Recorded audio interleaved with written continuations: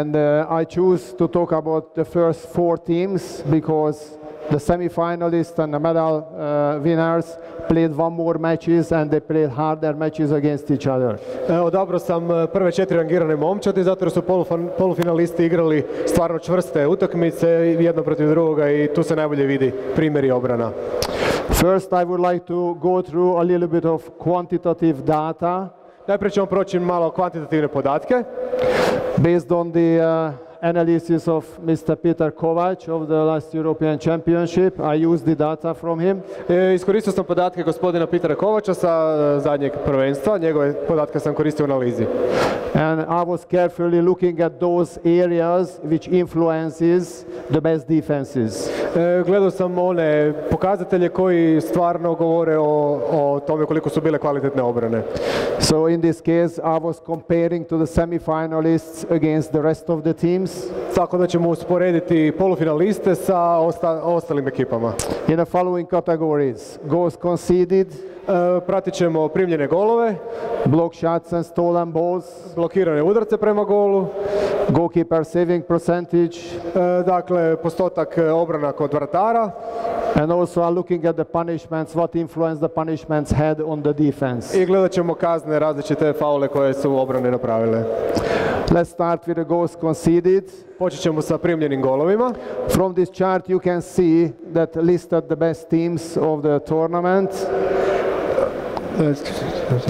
It's listed the best teams of the tournament. Ovdje je popis najboljih ekipa sa turnira. And you can see that average of 28 goals were conceded per match during the tournament. Vidimo da tijekom turnira prosjek je bilo 28 primljenih golova po utakmici.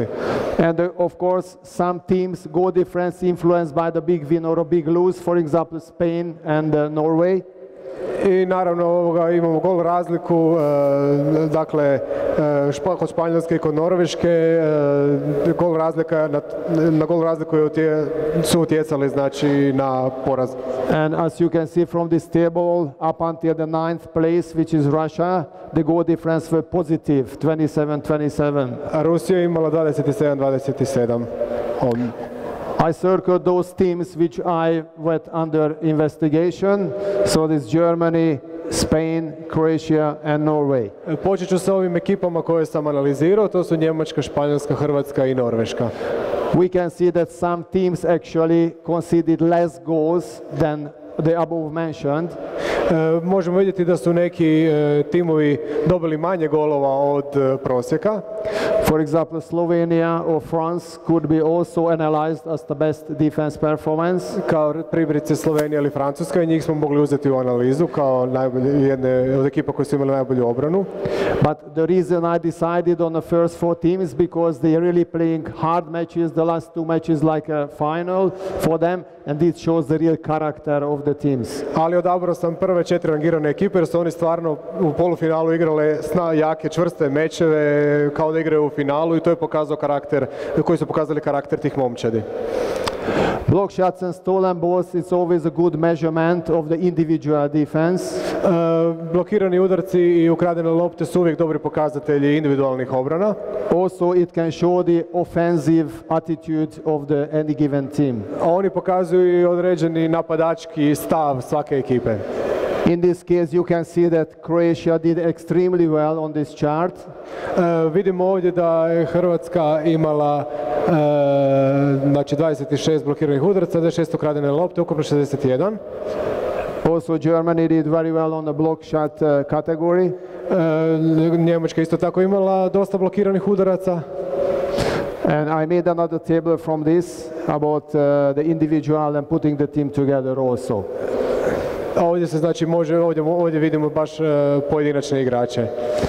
You can see there is many red circle. It means that in a leading list it's many of the top 4 teams are represented by a player. Ovdje vidite zaokružene crvenim igrače iz 4 tima koji su bili rangirani od 1. do 4. mjesta. Oni su zaokruženi. If you're looking at the team performance, who blocked the most shots, we can see that average 3.5 shots were blocked, almost 4 shots were blocked throughout the tournament. Možete vidjeti da u prosjeku 3,5 blokirane udarca prema vratima su imale ove ekipe koje su bile rangirane kao najbolje. If you're looking at the individual data, we can see that 3 players out of the first 4, it's in the top 4. Ako pogledamo individualne podatke, vidimo da 3 igrača od prva 4 su u ove 4 ekipe. And these 3 players are Lemke, Goyun and Guardiola from Spain. Excuse me. The three players are Lemke, Goyun and Guardiola of Lemke, Spain. Goyun, Carlson i Guardiola. If you're looking at also the same chart but focusing more on the stolen balls, sad ćemo pogledati istu tu tablicu, ali vezano uz pokazatelj ukradenih lopti. we can also see that out of the 4 teams, 3 teams are very well did in this department: Germany, Croatia and Spain. Opet vidimo da od timova koji su imali najviše ukradenih lopti, tu su 3 tima od prva 4 rangirana tima.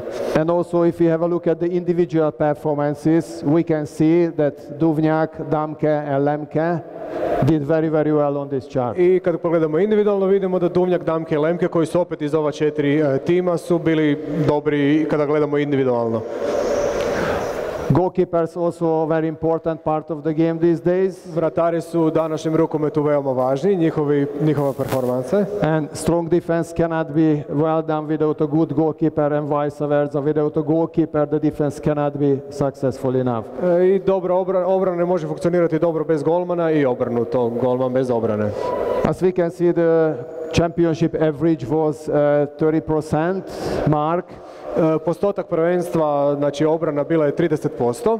And amongst the 4 teams we are analyzing now, they scored very well, the goalkeepers, particularly Germany and Spain. Opet vidimo zaokružene crveno ove ekipe koje su bile polufinalisti i vidimo da su opet među prvih 5 po obranama 2 ekipe od te 4. On the other hand, we see that in this category Croatia and Norway did a little bit below average. Hrvatska i Norveška kao preostala 2 finalista imali su nešto niže. But it's not a major difference. Ali nije bila velika razlika. If we have a look at the individual performance of the goalkeepers, we can see some outstanding performances in the best ones. Ovdje vidimo sada individualne, znači kako su pojedini vratari imali rezultate. Also Wolf from Germany, who became the all-star, the best goalkeeper of the tournament, did extremely well. Vidimo da je golman iz Njemačke imao izuzetno dobre rezultate. But we can see other goalkeepers like Sterbik, Stefanovic, Perez de Vargas also did a very good saving performance. I drugi su bili dosta blizu. So the goalkeepers done enough to support their teams and they participated in the success of the defense also. Dakle, može se reći da su vratari dobro odradili svoj posao i dali svoj obol igri u obrani. It also a measurement of the defense that how can they cope with less number of players in defense. Ovdje znači ćemo sad pogledati kako su se obrane nosile sa smanjenim brojem igrača nakon isključenja. In this regard, I was looking at the punishment, how the punishment influenced the defense and the goals conceded. Promatrao sam na koji način su isključenja utjecali na obranu i na broj golova koji su postigli. And it's a quite surprise we can see that those teams who did very well at the championship are at the bottom of the punishment table. It means that they were suspended more often than the other teams. I ovdje vidimo da su ovi najbolji timovi bili na dnu tablice, što znači da su imali manje isključenja nego ostali. This fact actually can make us thinking a little bit, because maybe punishment is not a disadvantage. This makes us thinking a little bit. Maybe punishment is not a disadvantage for a team. Ovo potiče na razmišljanje da možda isključenje i nije toliko loše za obranu. Or the punishment maybe bring up a better attitude from the players. To bi se moglo objasniti na taj način što možda ekipa kada ima isključenje ima bolji stav, bolji pristup igri, više se zalaže, tako da to je nešto čemu vrijedi razmisliti malo. Okay, after this statistical data, I would like to show you some quantitative analysis of the teams, the best 4 teams. Sad nakon kvantitativne analize prelazimo na kvalitativnu analizu ovih znači 4 polufinalista. So as my colleague Marco did before, I would like to just go through and show a few characteristics of each team in defense. Pokazat ću karakteristike kao i moj kolega prije mene, ali on je govorio o napadu, ja ću govoriti o obrani. Starting from the 4th position, team Norway. Na četvrto mjesto je zauzela Norveška. One of the surprise teams of the tournament with a very young stud. They actually didn't qualify for the tournament before, so it was a quite fresh team at the tournament. Oni su nastupili sa mladom ekipom. They scored many goals, but also conceded a lot. Oni postigli su dosta golova, ali su isto tako i primili dosta golova. Najviše golova su oni primili. As we saw, the goalkeeper performance was a little bit below average, but sometimes at matches he saved very well. Vidjeli smo da su njihovi golmani imali nešto niže postotke obrana od prosjeka, ali u nekim utakmicama su bili i dobri. They mostly applied 6-0 zone defense, but it's very open form of 6-0 zone defense. We will see examples of this. Uglavnom su igrali znači 6-0 zonsku obranu. For me, Mirho was a key player. He was a very successful attacking player before, but in this tournament he was one of the best defender also. Ja smatram da je Mirho bio jedan od njihovih najboljih igrača u napadu, ali isto tako bio ključni igrač u obrani. Apart from him, Norway played only with one defense specialist. It was Mamelund. Sometimes came in for defense. Osim njega imali su još jednog specijalista obrambenog, to je bio Mamelund. So this is the basic defense formation of Norway, and if you go through just being familiar with some names. Ovo je osnovna obrambena formacija Norveške, sad ćemo proći imena. You can see them there. This is our usual and the best defense formation. To je njihova uobičajeno najbolja obrambena. Sometimes the right back is substituted if it's close to the substitution line also. Sometimes the right back number 2 is substituted if they're close to the substitution area. Znači half se ponekad mijenja ako je blizu liniji za zamjenu. Okay, we would like to see some action now, so I will ask the assistant stop and start, which is not going to be easy. So let's have a look at the basic setup of the Norwegian team. Vidjet ćemo kako su se postavili. 6-0 defense, but very flexible and very open defense system. Ovo je vrlo otvorena, vrlo duboka 6-0 obrana. Also good cooperation with the goalkeeper and the defense player. I bitno je, ovdje se može vidjeti suradnja između vratara i igrača u obrani. Another movement. Idemo dalje. Have a look at the sideways movement of the defenders. Pogledajte kako su mirni obrambeni igrači, koncentrirani. Also the number 1 defenders moving up a lot in the field. We will talk about it. Prednje se dosta kreće dosta duboko, to je ono što smo govorili, dosta otvorenu 6-0 obranu igraju.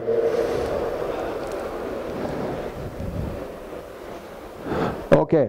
I would like to highlight the fact that the winger defenders moving inside a little bit to the court makes the defense more compact in the middle. Sad ćemo izanalizirati suradnju između 4 braniča koji su više u sredini, koji su se više stisnuli prema golu i njihovu interakciju. And one of the biggest strength.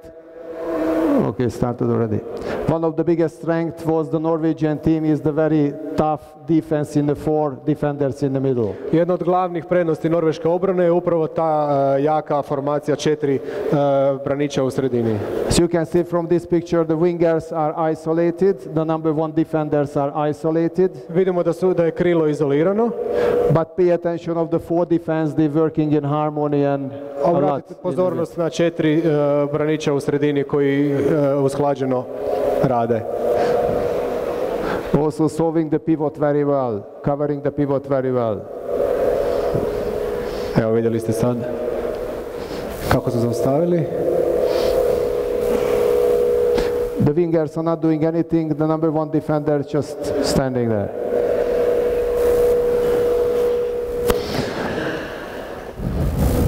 Okay, it was also the strength of the Norwegian team, had the goalkeeper and the number 2 defender was cooperating together in terms of saving shots and covering certain side of the goal. Isto tako jedna od važnih značajki obrane Norveške bila je suradnja između vratara i drugog braniča na desnoj strani koji je pokrivao određene kutove šutova prema golu. So keep an eye on the number 2 defender there. Pogledajte drugog sa desna braniča. Same defense. Ista obrambena formacija. But it's come to shot. He could shot only one side of the goal. Vidjeli ste da je pokrio jednu stranu gola. Evo, sad ćete opet to vidjeti. And the save came from there. Na kraju su primili gol. I only extended this video because I knew that Croatian fans going to watch a goal, so I also give it on. Stavio sam ovaj video baš zbog toga što je Hrvatska na video, a znam da će vam se to svidjeti. It was a nice goal. Okay. It's also the best defending teams had to cope very well in numerical inferiority. So it was a real measurement of the teams, how did they cope with the less number of players in defense. Isto tako one ekipe koje su jake obrambeno moraju znati kako se nositi sa manjim brojem igrača i to je isto tako jedna od značajki norveške ekipe koji su jako dobro igrali kada su imali isključenog igrača. As you can see, the Norwegian defense now is short-handed against Germany. Ovdje vidimo sada kako igraju protiv Njemačke. So you can see from this team that number 1 defenders moving up always almost like number 2 defenders.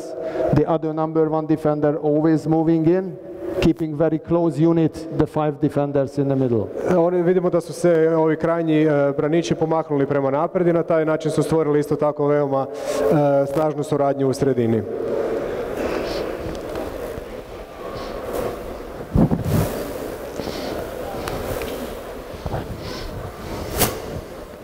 They maintain the open defense, although they one man down. Igrali su dosta duboko, but give up the wings totally.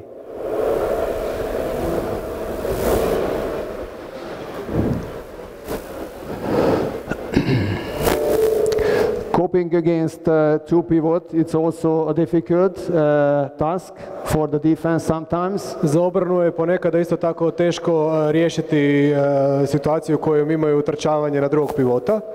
Now the teams we saw from Marco's presentation, then the teams these days using more crossings and using more transition of the winger player. Vidjeli smo iz Markovih predavanja da danas ekipe sve više koriste križanja. It means that the defense has to be ready for that one too. To znači da obrana mora biti spremna i na takve varijante napadačke. And it's a real hard task sometimes for a defense, either focusing on a pivot or stepping out for the backcourt player. I obrana mora donijeti često puta teške odluke da li će se fokusirati na pivota ili će izaći na vanjske igrače. And Norway did this very well. Thank you.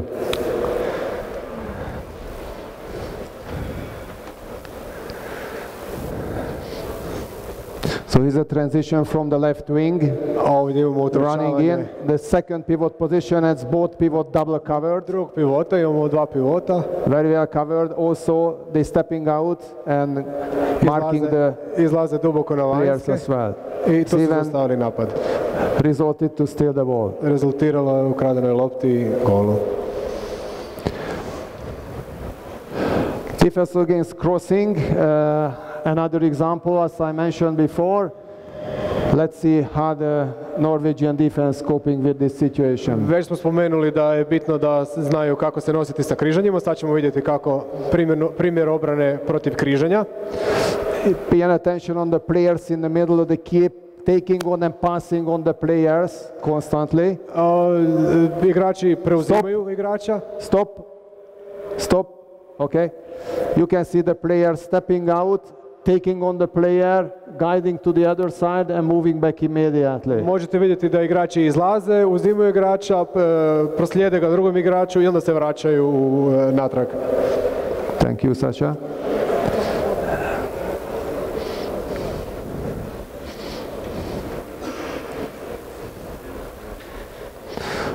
Forced to shoot from the wing when usually better has obrana vratara. Sometimes you have to give up an area, and most of the time the Norwegian team gave up the wing area for shoot. Norveški timovi uglavnom su dopustili krilu da šutira, jer jedan dio ne možete pokriti, oni su se odlučili da to bude krilo. Sometimes the Norwegian team, although most of the tournament they defended 6-0, sometimes they always converted to 5-1. Iako su uglavnom igrali 6-0 obranu, ponekad bi prelazili na 5-1. In this case, one player always stepped out a little bit more just to disturb the attack organization. U ovoj obrambenoj formaciji jedan igrač dakle dublje izlazi kako bi poremetio napadačku koncepciju.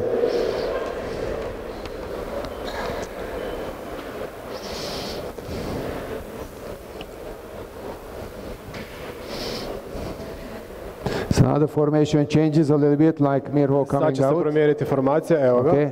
Taking on always the player in the center. He's not man-on-man marking, he's protecting the area, but he's coming out. Izašao je i probao poremetiti igru. Also stealing the ball, it's an important part of the defense because you can start immediate fast break from that one. Isto tako, važne su ukradene, presječene lopte jer se može odmah prijeći u sljedeću fazu igre, odnosno u Let's see how successful was Norway stealing the ball from the basic defense formation. Sad ćemo pogledati iz te osnovne formacije 6-0 kako su Norvežani radili na presjecanju lopte. So it's a solid 6-0, they keep coming out. 6-0. And moving back. Giving up the wing. Good goalkeeper save from the wing. Golman je dobro obranio sa krila. As mentioned before, they have to give up one area. Morali su dopustiti krilu da šutira. It's a nice save also. I lijepa obrana je bila. And then maintain this defense attitude again. I ovdje vidimo presječenu loptu. It's a nice steal and initiated fast break. Lopta, brza kontra. Okay, Croatia. Idemo sad na Hrvatsku. So if I say something you don't like, just please let me know, okay? Ako kažem nešto što vam se neće svidjeti, slobodno mi dajte to do znanja. No, Croatia did extremely well, I think, on the defense, but of course sometimes when we analyze, you know, have to point out good things and bad things as well. Ja volim hrvatsku ekipu, ali naravno pri analizi morate naglasiti kako dobre, tako i loše strane. So I will present my view on the Croatian team as an outsider, but of course you know the team from inside. Ovo je dakle moja analiza hrvatskog tima kao outsider, ali poznajem tim i So I think they were very good at the defense part, but conceded less goals, 27, than the average top 4 teams. Mislim da su dosta dobro odigrali u obrani ako se pogleda parametar primljenih golova. Primili su 27 golova, što je manje od prosjeka prva 4 tima koji je 28.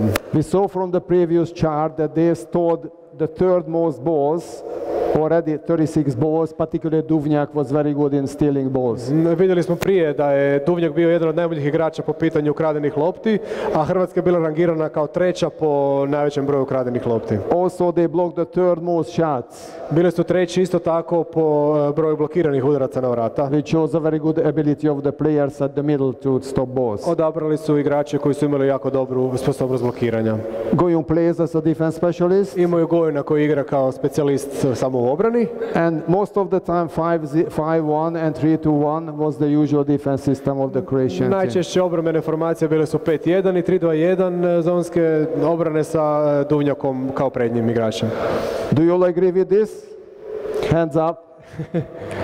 Yeah? Thank you very much. Jel do sada se slažete sa mnom? Okay, thank you. Now let's see Croatia. This was the basic defense setup. I'd say the most often used basic setup for defense for Croatia. Ovo je bila najčešća formacija obrambena Hrvatske. For me, if I have to point out one player, Maric was a pleasant surprise for me.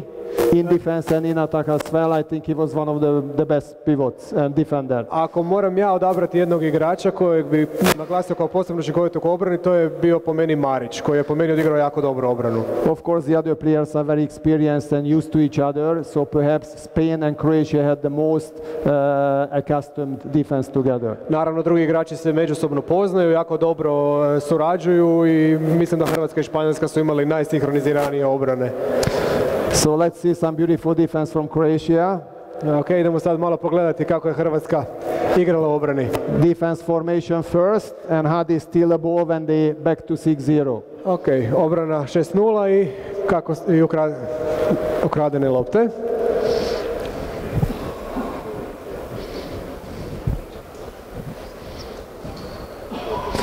Compact in the middle also.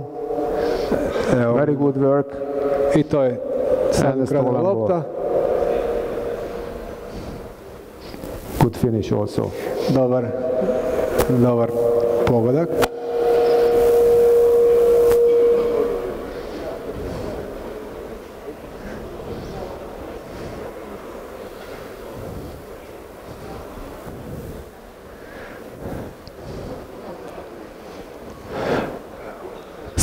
Wasn't most often used defense, but I thought we start with this. 5-1 and sometimes 3-2-1, which is a very traditional way of Croatia to defending, was the biggest strength. And Croatia was the only team at the tournament consequently used 3-2-1 and 5-1. Počeli smo sa 6-0, ali 6-0 nije bila najčešća obrana koju je igrala hrvatska reprezentacija. 5-1 i 3-2-1, posebice 3-2-1 koja je tradicionalno jako često obrana u hrvatskoj reprezentaciji, bile su najčešće. In this clip they doing it a very organized and very disciplined way. U ovom klipu, videu koji ćete vidjeti, rade 3-2-1 obranu na vrlo organizirani i disciplinirani način. Oh, sorry. Yep.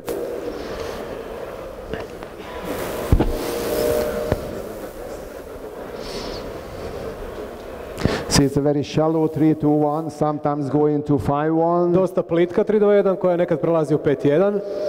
The four defenders moving very well in the middle, in depth, in width also. Ovdje sad je više u 5-1 prešlo, sad opet prelaze. Forcing the opposition to make a mistake.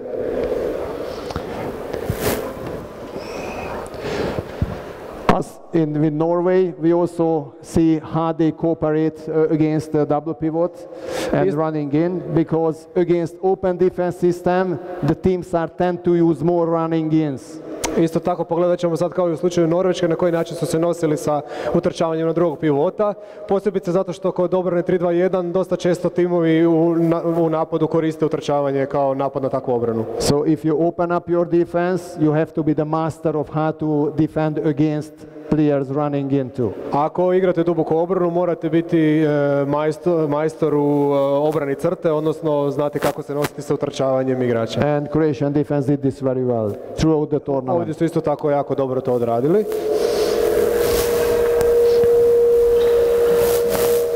So with the players running in.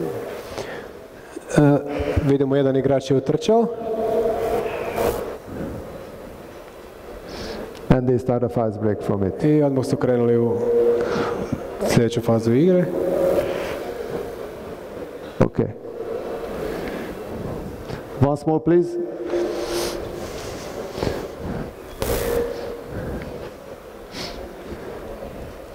Is the running in. Dakle, nakon križanja, two pivot situation. Dva.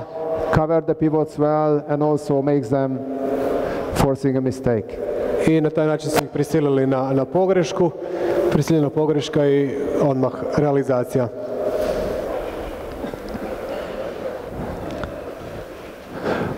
Okay, another example how this 3-2-1 zone defense was working. Sad ćemo vidjeti još jedan primjer obrane 3-2-1. With the help of the goalkeeper. Nakon obrane vratara.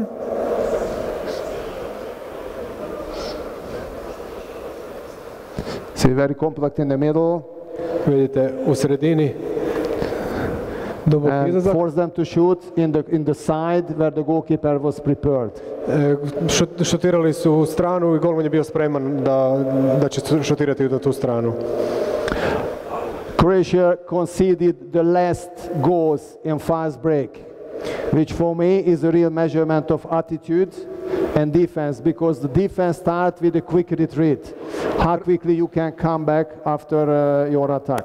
Hrvatska je primila najmanje golova nakon iz kontri i polukontri, odnosno jako brzo su se povlačili natrag u obranu, što je za mene jako važno, jer mislim da to pokazuje karakter obrane. Koliko se brzo možete vratiti u obranu, toliko je snažna vaša obrana. So this is a credit to the team that after they lost the ball, how quickly they regrouped and came back. Ovdje ćete vidjeti koliko brzo se momčad nakon što su izgubili loptu uspjela regrupirati i vratiti u obranu.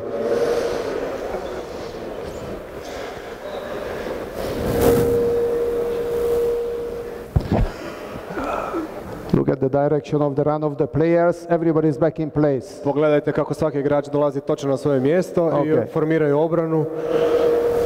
Once more, please. Može još jednom. It was 2.8 seconds. I measured once. 2.8 seconds. Za 2,8 sekundi su se vratili i izmjerio sam. They were totally back. Bili su kompletno postavljeni, imali su postavljenu obranu za 2,8 sekundi.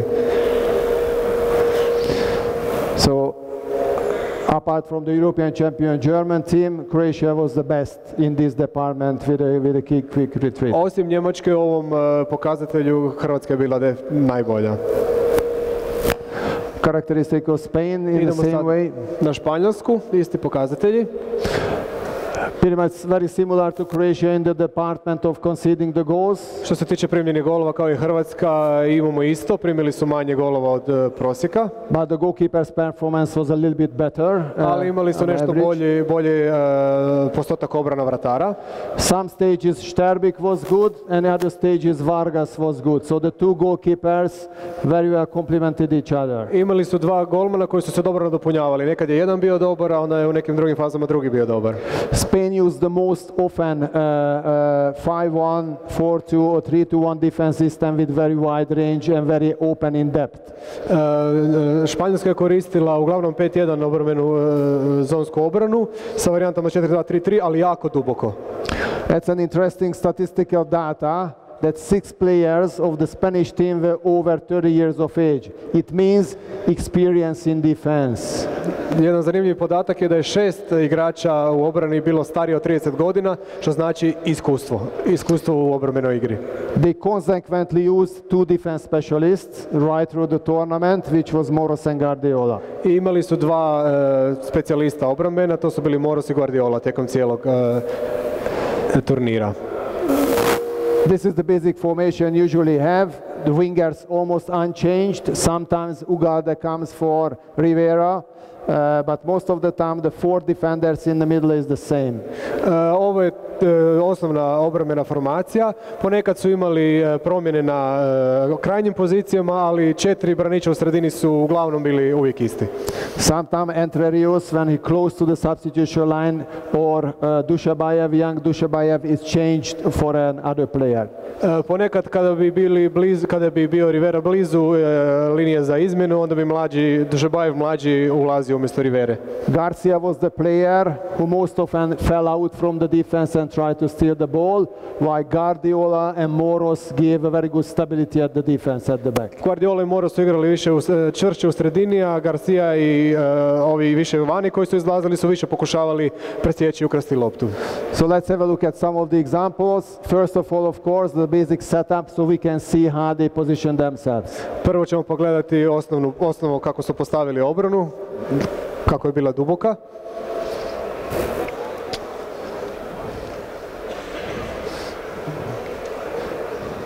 They often come out and they return to the original position. Once again, Sterbik was right there when the shoot has to come. Golman je opet pročitao stranu u koju je šut išao i obranio. Another example of the 6-0 defense, but very open 6-0 defense. Još jedan primjer obrane 6-0, isto tako duboke 6-0.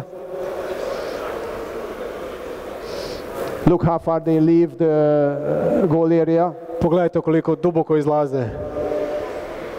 They still apply zone defense, but they dare to leave the 6 meter line. To je još uvijek zonska obrana, ali jako duboko.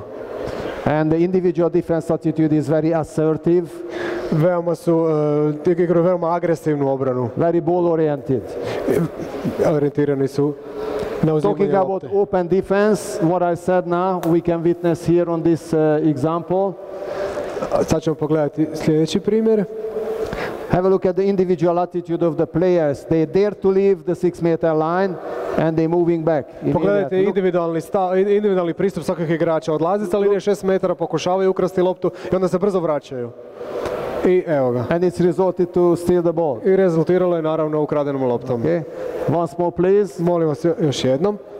Please pay attention on each player's attitude towards the ball. They're very ball oriented and very assertive. Pogledajte kako su svaki pojedini igrač obrani orijentiran na loptu, želi ukrasti loptu i želi zapravo otići i zabiti gol. Imaju taj jak i agresivni stav.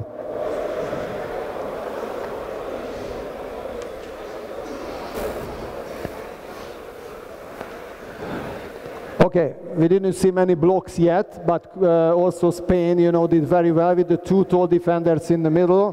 So we will see how they stop the ball, with a block at the open defense, quick retreat, steal, and then fast break again. This is a big footage of how to put everything which is important in defense. Nismo još vidjeli blokove, sad ćete vidjeti kako su blokirali i kako su onda imali brzi protunapad iz bloka nakon ukradene lopte. So open defense makes the attackers hesitant, has to shoot, coming the block. Dakle, nakon šuta, blok. Starting of fast break. I odmah u protunapad. Quick retreat. Look at pogledajte stav igrača, koliko se trudi da se brzo vrati u obranu. Excellent coming back. Odlično su se vratili, postavili su se i ponovo put pressure on the offense and stole the ball again. That's in succession about 1 minute, 2 very intensive defense period. To je veoma bio intenzivan, ove 2 minute bile su veoma intenzivne što se tiče kondicijski zahtjevne. Including excellent defense, individual attitude, blocking, quick retreat, stealing the ball and finishing off fast break. Pokazali su sve karakteristike, sve parametre koje mora imati obrana, i blokiranje, i brzo vraćanje obranu, i brza kontra. Spain was the only team who changed for 5-1 to sometime 4-2. I mentioned that Garcia on the left 2 position, you will see often coming out, although one player is already Ugalde at the peak position of the defense. Španjolska je bila jedina reprezentacija koja je ponekad iz obrane 5-1 prelazila u 4-2. Već sam spomenuo da je Garcia na poziciji drugog s lijeve strane izlazio i pridružio se ovom već prednjem igraču. It's a 5-1 situation. Imamo 5-1. Ugalde is covering the area.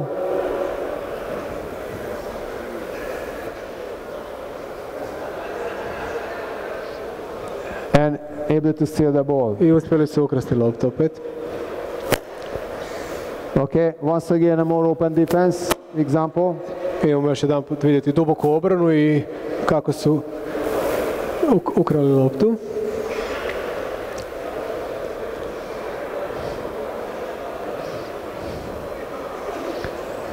Body contact all the time and resulting to lose the ball.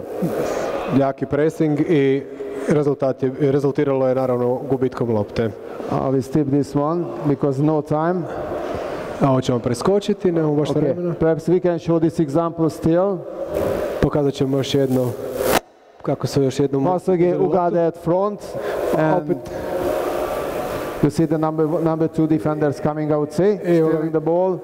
Vidjeli ste. It was very typical of Garcia. Garcia je zaslužan za ovo. Once more, please. It's so called the ball trap. To je takozvana postavljena zamka za... And Ugalde covered very well the player. Duboko i pričekao i... And Garcia used the opportunity extremely well. Ovo su isto jako dobro izveli, iako nije rezultiralo pogodkom. Okay, goalkeepers, we are not talking about, there is no time. Preskočit ćemo i obrane, nemamo vremena za to. Let's focus on the last team, which is Germany. Of course, I left it last, like Marco did with the attack also.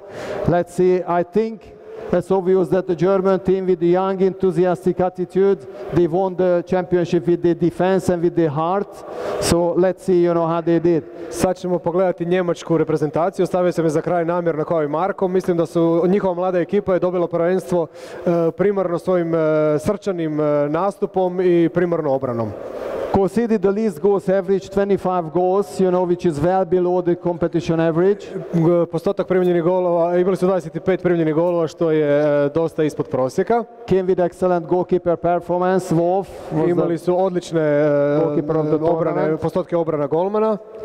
Quite surprisingly, 6 players were under 23 and only one player, Lichtelen, the second goalkeeper, was over 30 years of age. Jedino Lichtelen je bio stariji od 30 godina, 6 igrača su bili mlađi od 23 godine. Lemke and Pekeler were the two best defenders in the middle. We will see examples of this. Lemke i Pekeler su bili najbolji obrambeni igrači u sredini. And although they started with strong 6-0 defense, Pekeler also came out many times and used his large arms and big span for covering as much space as possible. Igrali su snažnu 6-0 obranu i često puta su izlazili van, često su mijenjali u 5-1 gdje su koristili igrače koji su imali veliki raspon ruku i na taj način pokrivali puno prostora. One thing is quite interesting in the German defense is they're always taking this one line up. It's almost a straight line, you can see the defense. Ovdje vidite karakteristiku njemačke obrane da stoje gotovo u ravnoj liniji u obrani 6-0. Because the number one defenders are always stepping out. To je zbog toga što dakle, prvi, odnosno krajnji, uvijek rade jedan korak prema naprijed i izlaze duboko. That was a quite unique for them and tomorrow we will do exercises for this. To su morali dobro uvježbati. So they always kept this line, wherever the ball was, number one coming out. When the ball comes to the other side, number one goes back and then right one coming out. Morali su ti krajnji igrači su morali biti jako pokretljivi, da su mogli stalno izlaziti i vraćati se kad lopta ide na drugu stranu. Let's see the basic setup. Vidjet ćemo sada osnovnu obranu njihovu, kako su postavili. We have mentioned the two big guys in the middle, Lemke and Pekeler. Imamo drugog pivota. 2 meter 10 and 2 meter 3. 2 metra. With lots of kilograms of muscles on the body. Više od 2 metra i puno i mnogo kilograma mišićne mase. They're moving very well.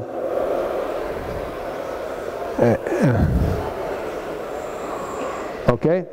So you could see, and you will see many times that the winger defenders, the number ones, are stepping inside, making the defense more compact in the middle. Često puta smo mogli vidjeti da krajnji ovi obrani, odnosno prvi igrači, da su se zbijali u sredinu i na taj način stvarali, odnosno pojačavali sredinu. See how they do with the open defense.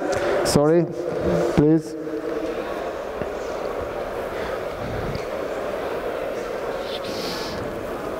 Okay, it's a transition. We're running on to second defense. Evo imamo opet otrčavanje na drugog pivota. Look, Pekeler is there to come out. Pogledajte izlaske. And initiating fast break by himself. I odmah ide, dakle, protunapad. Okay, another example how they defended against two pivot when 5-6. Imamo sad primjer kako su se obranili protiv drugog pivota kada su imali isključenog igrača. If you remember the final 2 years ago, they started the match that in the first half they already 5 suspensions, Germany, and they were leading by 4 goals. Ako se sjećate kad su započeli prvu utakmicu, odmah na početku su imali već 5 isključenja. So as I mentioned at the beginning, one of the biggest strengths was the German team is they defended extremely well when they were short-handed. Već sam napomenuo da je jedna od glavnih snaga njemačke ekipe da su se dobro branili kada su imali manje igrača. So the defense attitude didn't change when it was 5 against 6. Nije se nimalo promijenio taj stav i agresivnost obrane. Izlazili su i dalje duboko. And left the wingers behind. Once more please. So they move up, the number ones, and leave the wingers behind. Jedinice izlaze.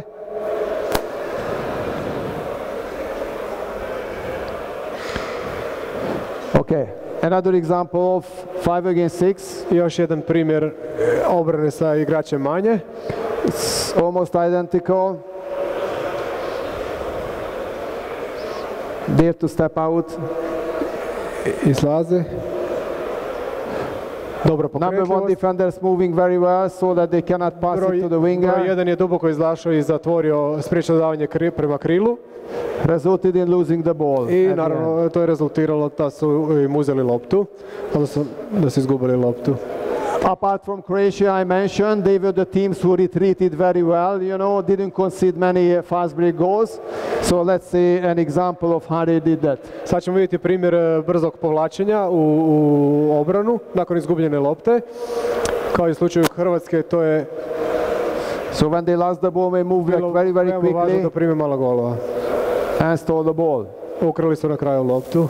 It's also very good psychologically, it's a big boost for the team if they can do that. Brzo povlačenje je dobro i psihološki za ekipu kada se uspiju vratiti i postaviti obranu ili još ovako kao što je bio primjer ukrasti loptu. To dodatno motivira ekipu. One more example of this one. I još jedan primjer iste situacije. U napadu su.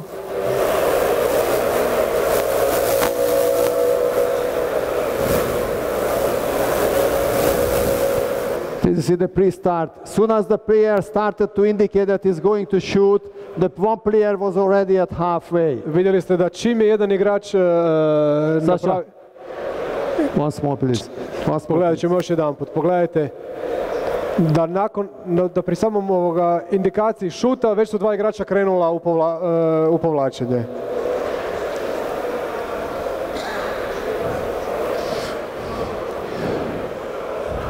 And this last shot, we have to mention that Wolf was the best goalkeeper of the tournament. Without perhaps the German defense should not be that strong. So let's see one excellent save of Wolf. Vidjet ćemo još jednu sad Wolfovu izvanrednu obranu. Bez njega možda ta obrana ne je bila toliko jaka, ali on je bio najbolji golman prvenstva. Evo, za kraj. He was extremely good from close range. Odlično je branio šutuje sa 6 metara. And contributed very well to the defense of the German team. I odlično je radio koordinirano sa obranom.